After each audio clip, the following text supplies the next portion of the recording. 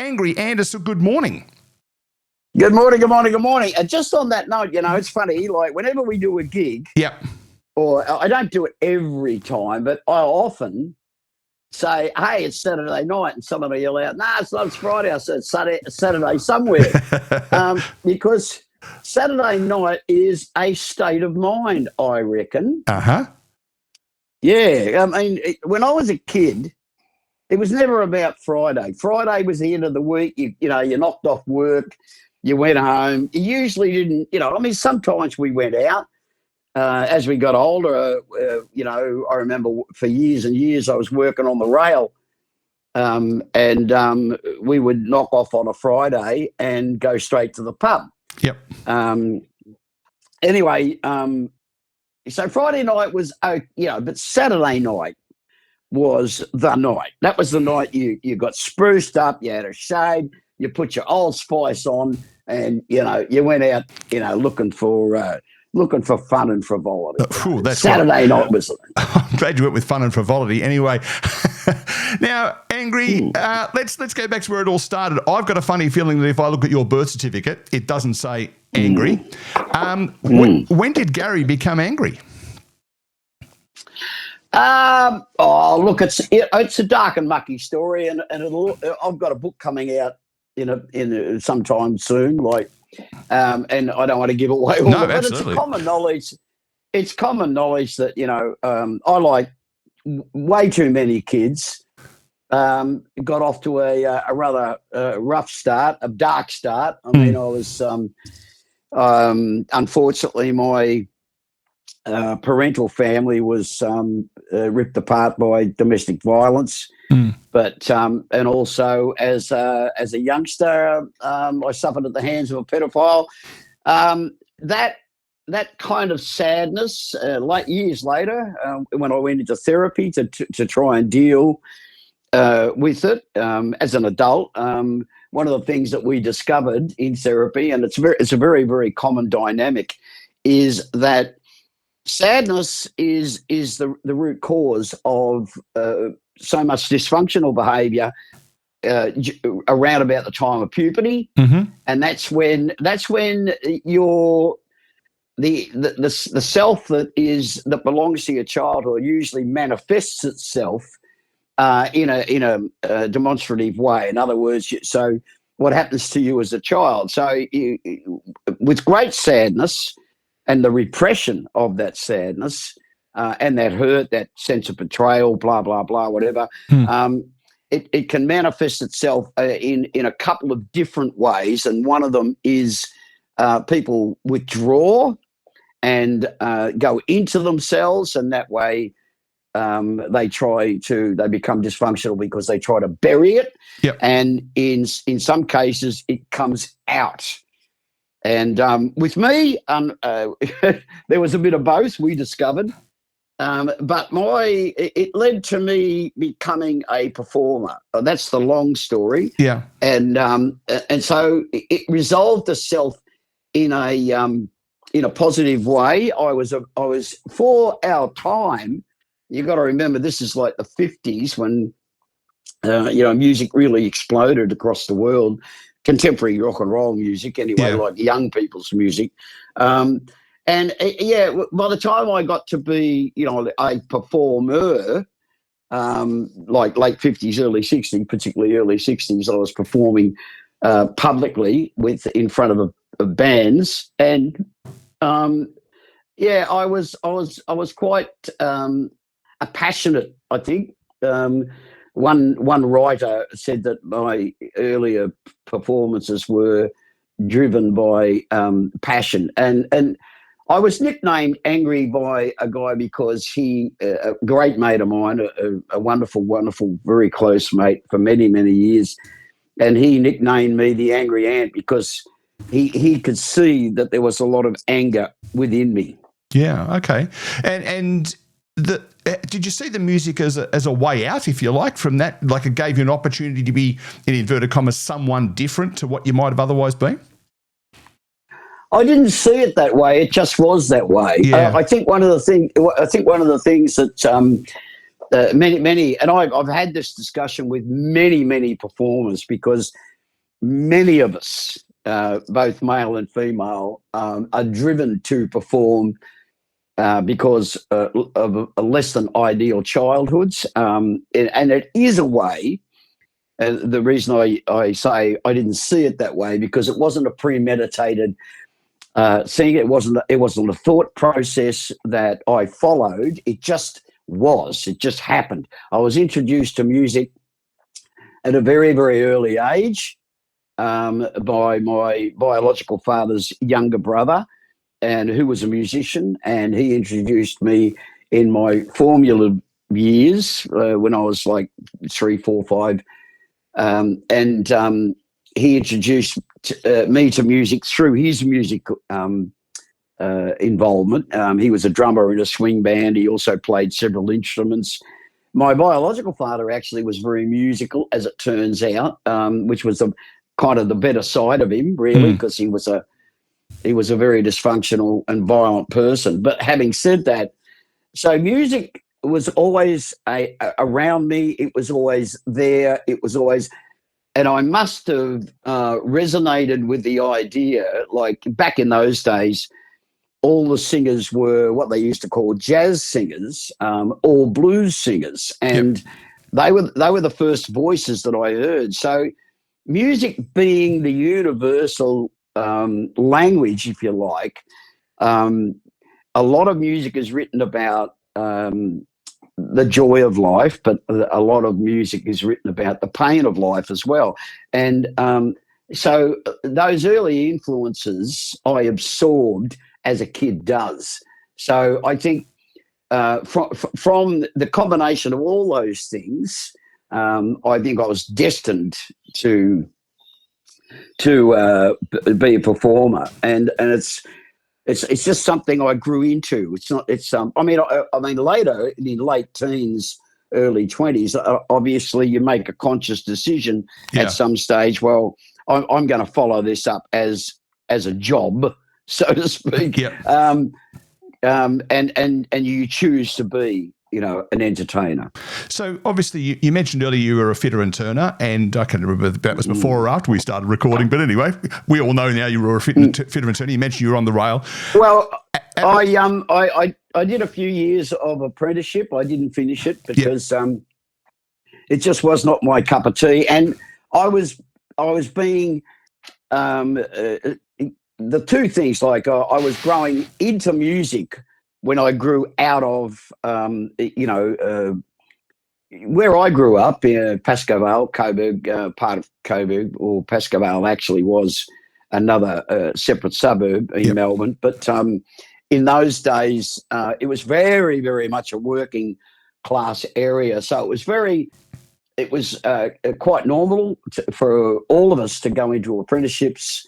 A lot of us went into the armed, as it turns out. A lot of boys that I went to school with, tech school, ended up either in what we call now the ADF, or in those days was predominantly the Army. We were all born at the right time to be amongst the first call-ups for Vietnam. But so. I think the natural transition into music was that I wanted to. It was the classic story, I suppose, in a romantic sense, of like, you're brought up very poor, which we were. Mum was abandoned, which was good because it stopped the abuse, but. The area I grew up in, Pascoe Vale, our story was very common. So it was to escape. I suppose, the poverty-driven past that I aspired to. I thought, being a singer in a rock and roll band would take me away from my past. So was Buster Brown the first professional gig that you had? No, it just was the most, when I say of notoriety, I mean, Buster was around about that time, the very early 70s. around about that time, it was a very professional band in so much that that the level of musicianship was of such that we could actually, and we did for the few years that we existed as Buster. I think most of us, if not all of us, ended up having it as a full-time profession. So we were able to work often enough for enough money that we could sustain ourselves. So, like I remember in the early days leading up to Buster and that, I was working labouring jobs mainly down on the rail. Yep. And loading trains, and that was a way of supporting ourselves while we pursued our musical dreams, if you like. And but Buster was the first band. It was my third band. Yep. But it certainly was the first band that made a name for itself. We actually recorded an album with Mushroom, with the very, very early Mushroom label. But yeah, it was the first band that I was able to live off what we earned. And there's some pretty impressive names that, when I say impressive, lots of impressive names, but there's 2 or 3 names there that jump out that have gone on to do other things. There's a fella called Phil Rudd who ended up playing for an outfit called AC/DC, I think they were called. Billy Miller, of course, with the Ferrets. Lobby Lloyd was there involved in the production. You went on to Rosie Tats. I mean, it seems like a band that was kind of almost formative for a number of these other bands that have gone on to bigger and better things. Yes, definitely. When I first joined Buster, we were just sort of jamming and stuff, and I remember Phil used to give me a lift home, and I remember saying to him, I think the band's really cool. It's working musically. I had a bit of not a personal problem with the guy that was playing bass, but I thought musically somehow he just didn't fit in. And Phil said to me, look, I don't get along with him either. So we got Geordie Leach, who went then later on to play in Buster. He joined the band. And then, of course, later on, when the Tats were forming, and Ian Rylands, the original bass player, left, I got Geordie to come up and play, as I did with Digger Royal. He played in Buster. It was the first time I met Mark Evans, who up until a year ago played for a couple of years with the Rosie Tats. But I met him after Phil joined AC/DC. Not long after that, they got Mark to playing bass. So there is a nice connection there. I formed a great friendship with Billy Thorpe and Lobby Lloyd when they were playing together. Yeah. As the Aztecs, and I first met Lobby actually when he was playing with. Because they were from Brisbane. Just trying to think of the name of the band. But, I met him at a club and we just got chatting. I just liked his aggressive style of guitar playing, and we remained friends right up until he passed. But, there's some interesting connections. But then again, there's quite a few interesting connections came out of that whole era in Melbourne. There's some people who went on to be big in one way or another in the music industry, whether they produced, whether they played, songwriting, etc. There were some people around at that time that went on to be big stars. Olivia Newton-John being one. Yeah, well, there's a bloke who I knew who was a bass player. He used to do the rounds a bit as a fill-in. His name's Gav Carroll, and Gav used to do a radio show on a community station in Melbourne some years ago. Mm-hmm. And one day he started the show with a song, and he said, "Right, every song is connected in some way." right? So, the bass player on the first one was the bass player on the second one, and the lead singer was. He continued that for 3 weeks. And just kept going because of this family tree thing. So then there was. They call it the 6 degrees of separation. Right? Yeah, I think there's only 2 in Australian music, isn't there? It seems to be everybody knows everybody. So then there was a band. Well, it was a bit incestuous. Yes, absolutely. Now, a band called Rose Tattoo was formed in the mid to late 70s, and you had a bit to do with that one as well. And still do. Mick Cox and Mick answered an ad that Geordie and I put out in the music papers around about that time. I think it might have been Ram or Duke, and we were looking for players to form yet another lineup, and hopefully the definitive or a lineup that would complete what we started out to do with Buster.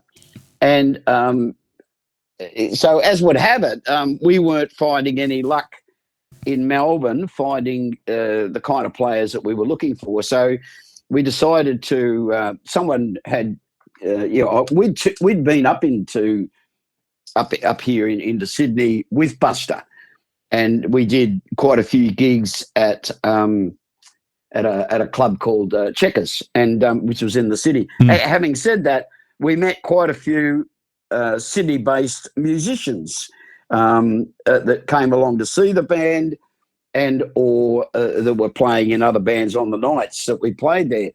And so Mick and I came up here, and a very colourful identity that used to frequent Checkers nightclub introduced us to Pete Wells and Ian Rylands.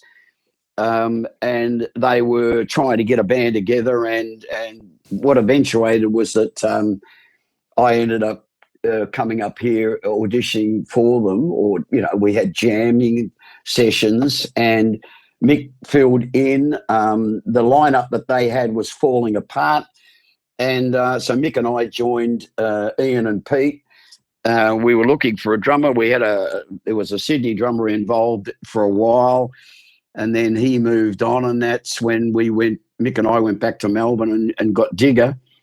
As I said, he played in a couple of the Buster lineups, and we brought him back up to Sydney, and so that original Ian Rylands, Digger Royal, Mick Cox, of course, and myself and Peter, and that was the lineup that recorded the first album.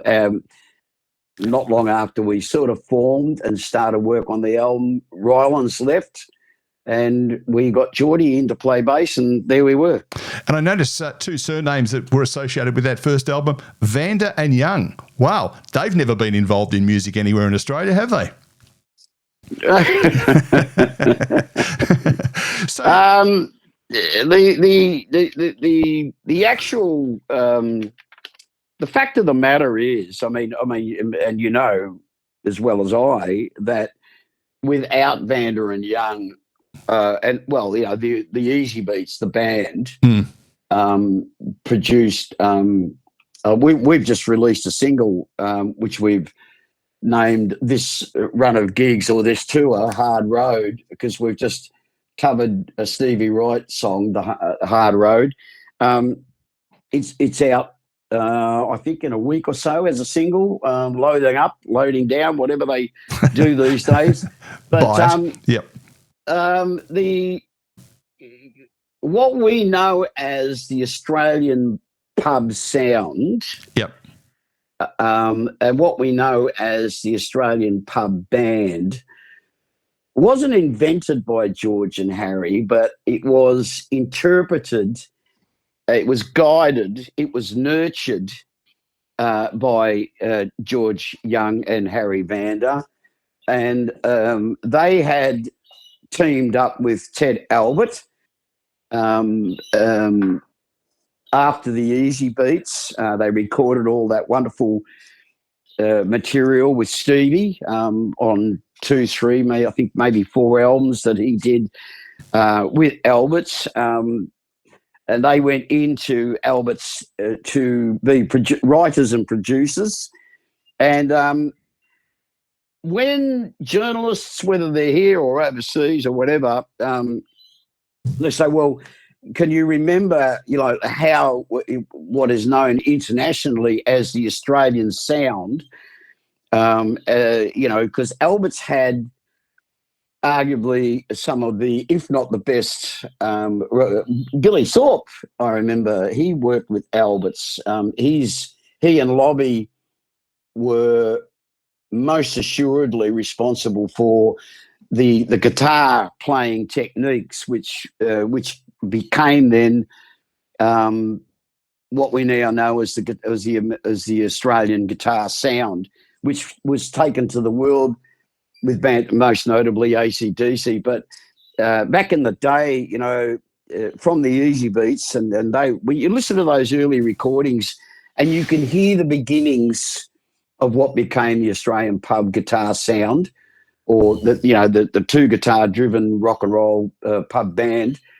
But back in the day when we first were signed to Albert's had the Angels, they had AC/DC, they had later on the Choir Boys and ourselves, and in that studio, under the guidance of George and Harry, the Australian pub band rock sound, particularly the two guitar driven thing, was formulated and perfected, and it still stands to this day as being, the obvious success of AC/DC proves the point that I'm making.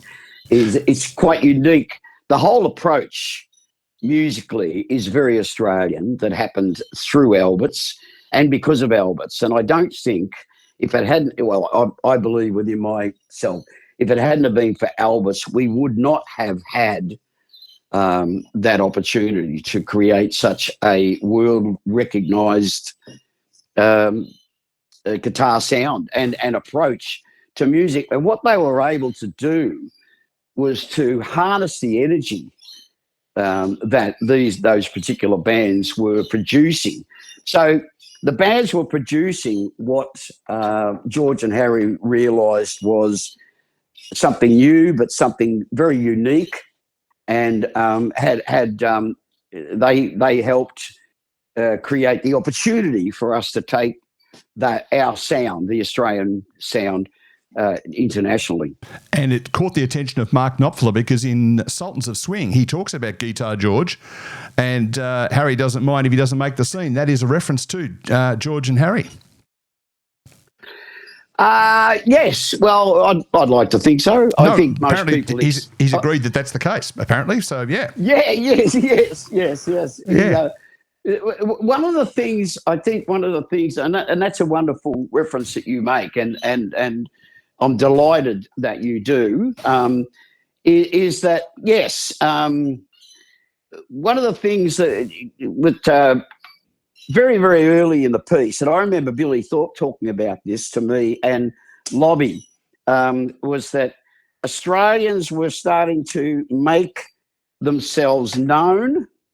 And going back to Mark Knopfler, who I think is just an amazingly innovative, creative guitar player. But first time I heard Sultans of Swing, I just thought, like, as a pommy, you never underestimate him. I mean, I think some of the great guitar players of our time, Richie Blackmore for a start. I mean, Dave Gilmour, but blah blah blah. But yes, I think it's a wonderful compliment. But that he recognised, and it must have been, I think, from the Easy Beat days, because they lived and worked out of England for quite a few years. Absolutely. Hey, Angry, we could sit here and chat all day, but sadly we've got a program coming up shortly, so we better cut to the chase. I'll tell you what we will do, though. We will, if it's okay with you, later in the year, once your book's out, we might get you back and have a chat and talk about your book and where people can buy that. Sure. But really importantly, as we're playing this on the wireless this morning, brackets, it's Saturday, even though we're recording this on Friday, you are going to be at the Gateway Hotel tonight in Corio, brackets formerly known as the Sundown to Close brackets. Yep. people should get along, I would have thought. Still some tickets available, surprisingly. Mate, absolutely. Our partners in crime, a wonderful Melbourne band called the Louts, and very aptly named. They're the kind of boys that appeal to me musically, but also on a social. But yeah, it'll be a great night of rock and roll. I mean, they've got their own brand of music, so you're not going to you're getting a bang for your buck, is what I'm saying. But I mean, let's face it, rock and roll was made to put a smile on your face and a song in your heart, and that's exactly what's going to happen at the Gateway. And I mean, I just think it's terrific that there seems to be, anyway, a bit of a resurgence for the kind of music we play, and it's coming back. God bless the pubs. And I think the other thing we're finding too down here in Geelong is we are starting to see some bigger name performers coming back. We had Marsha Hines here just before Christmas. 10cc are coming to Geelong during the year. So there's some bigger name bands and artists coming to Geelong as well, which is fantastic for us. Now, tomorrow night, Bracket Sunday, you're going to be at the Prince Ballroom in St Kilda. Now, we do have people listening in other parts of Australia, so let's just remind people that on the Friday the 31st, that's next Friday, you're in Branxton, and on the Saturday night in Woy Woy, the following weekend in Miranda and Longley. Then you're heading off to Hollywood. Hollywood, yeah. Well, hopefully, there's some of it left. Yeah, absolutely. We've got a couple of nights at the Whiskey, but we're predominantly going over, which we've done on an average about every second year for a while. We're going over to do the Monsters of Rock cruise. Yep. It's just that we are going to be in Los Angeles rehearsing, and the guys that run Whiskey have been trying to get us to go and play there for years and years and years. So they put an offer to us that we couldn't refuse. And the good thing, it'll pay the accom. So, we got a couple of nights at the Whiskey a go. Now, I reckon there's something there for there's that thing called the rumour file on one of the other stations. I'm going to ring up with the rumours saying I've heard that Angry Anderson's been offered an opportunity in Hollywood, and we'll just leave it at that. Mate, we better get going, but thank you so much for taking some time out of your day to talk to us. I know you're about to jump on an aeroplane and head down our way. We will get back in touch with you in a few months and get you to come back and talk about your book, because that sounds like an excellent read. But right now, we are going to hear a song by Angry himself. It is called Bound for Glory. Thanks, mate.